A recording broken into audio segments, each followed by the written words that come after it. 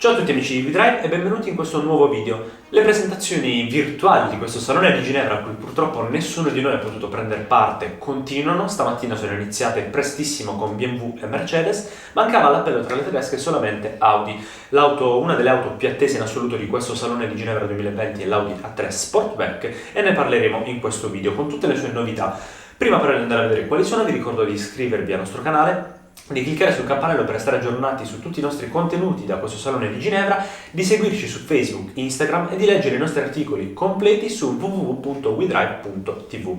Bene, andiamo direttamente all'analisi di questa A3 Sportback, perché è un'auto che sì, cambia, non radicalmente come le sue cugine Volkswagen Golf 8 e nuova Seat Leon, che sono basate sulla stessa piattaforma dell'Audi A3. Questa qui dal punto di vista del design è leggermente rinnovata con dei gruppi ottici anteriori e posteriori che con delle fibre luminose LED tratteggiate ricordano un po' la forma di una freccia che va verso il centro, rispettivamente nel posteriore verso la targa, quindi il centro del portellone, e nell'anteriore verso la grande griglia esagonale. Sotto i gruppi ottici anteriori troviamo delle importanti prese d'aria, ma in generale le proporzioni della vettura, soprattutto nella sua vista a tre quarti anteriore e laterale, rimangono le stesse, inconfondibilmente Audi A3.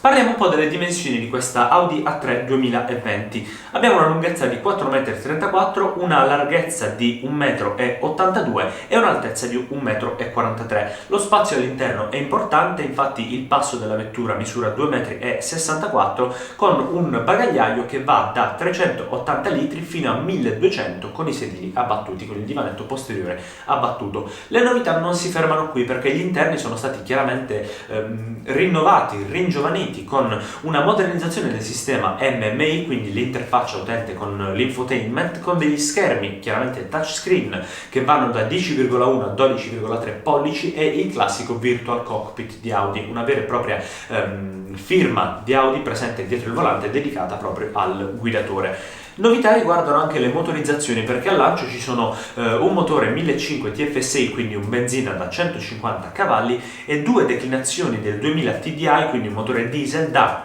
116 e 150 cavalli rispettivamente. Audi ha comunicato anche i prezzi, perché la vettura è già ordinabile da marzo con prime consegne previste per maggio 2020 e i prezzi per il 1500 TFSI benzina da 150 cavalli partono da 28.900 euro. Un prezzo abbastanza interessante, non esattamente alla portata di tutti, ma chiaramente parliamo di un segmento di vetture compatte ma pur sempre premium.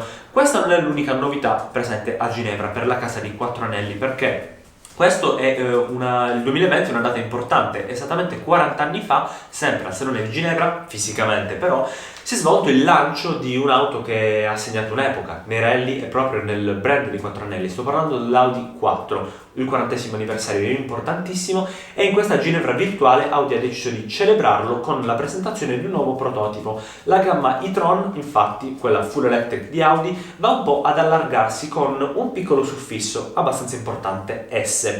Se nell'Audi A3 la gamma verrà ingrandita con la sedan, con la S3 e con la RS3, che dovrà vedersela con la Mercedes A45 AMG, la gamma sportiva anche delle e-tron, senza sound del motore termico ma con delle performance del pacco batteria migliorate, va appunto ad allargarsi con questo prototipo. Abbiamo visto l'Audi e-tron S Prototype girare in pista e quasi driftando, perché la trazione 4 lavora insieme al pacco batterie e-tron con un software con i 3 motori elettrici, e quindi oltre ad avere una grandissima aderenza in terreni sconnessi, in fuoristrada o anche in condizioni di pioggia o neve, l'auto con questo nuovo software potrà anche quasi driftare. Insomma, S è un suffisso molto importante che denota tanta sportività, questa volta in silenzio. Come poter restare aggiornati su tutti i prossimi contenuti e informazioni dal Salone di Ginevra virtuale? Ebbene, iscrivetevi al nostro canale, cliccate sul campanello per ricevere le notifiche, seguiteci su Facebook, Instagram e seguite anche tutti i nostri editoriali su www.wedrive.tv.